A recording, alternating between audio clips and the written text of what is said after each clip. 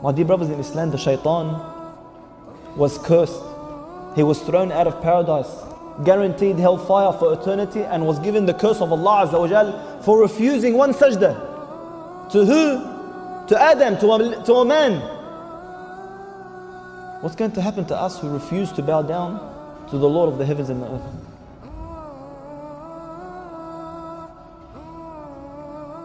The shaitan cries every single time we go into sujood.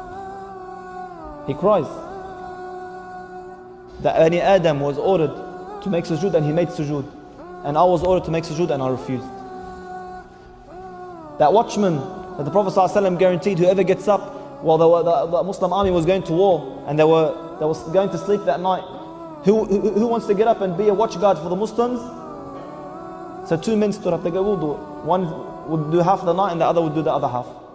So this man got up on the cliff and he's watching over the Muslims and he begins to pray. He's standing there watching, so he started praying. He started praying and the enemy came. And as they were approaching, he saw the man on the cliff and he knew this man would alert the Muslims, so they couldn't ambush them. So he grabbed the arrow and he shot him. And the arrow entered one part of his body and exited the other. And this man remained there standing praying. He did not want to leave his prayer. Look how important it was to him. He didn't want to leave his prayer. We took some of the shababs a few weeks ago to skirmish paintball. Little paintball just hits you, it stings. You should see them run. And it's killing and they're rolling on the floor in pain. This man took an arrow in one part of his body and out the other and he didn't move. Another arrow, the second one, straight in one part, out of the other. The third arrow, straight in one part, out the other. And he would not leave his prayer. At the end, he left his prayer and he returned. As he was returning, he called the man who was supposed to take over his shift.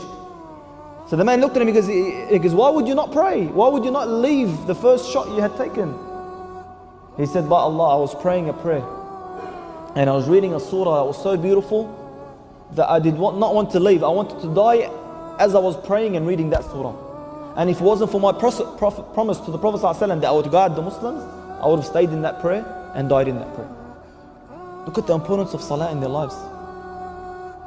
The man who wanted to get his leg chopped, what did he tell them? Chop it off, wallah min salah. You know how the narration goes? They done the whole operation. They chopped off his entire leg and he did not even grunt. He did not even grunt. Imam Bukhari radiallahu anhu. Imam Bukhari, the one who the scholars claim that the most sahih, the most correct, the most authentic book after the Quran is Sahih Bukhari. Not a household doesn't have this book. How was his prayer?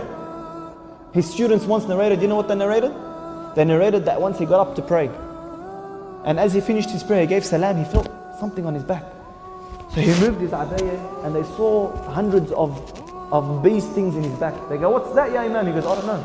He prayed his entire prayer, a whole hive or whatever of bees attacked him and he didn't even feel it, he didn't even know what had happened until after he finished his prayer. Is this our prayer? Is this how our prayer is? Ali radiallahu anhu, look, why was he at such a great status? Very simple. One day he was praying and the house around him began to burn. He was in a house fire. And people all gathered around and they saw him, he's still praying. And then they called out to him, Ya Ali, the house is burning, Ya Ali, the house is burning, and he didn't listen. At the end of the prayer, he gave salam and he walked out. They go, Ya Ali, didn't you hear us calling out to you that the prayer is burnt? The house is burning? He replied, can you hear what you're praying?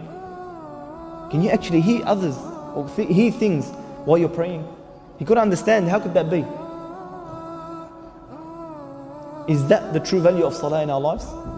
Seriously, do we have that khushu'?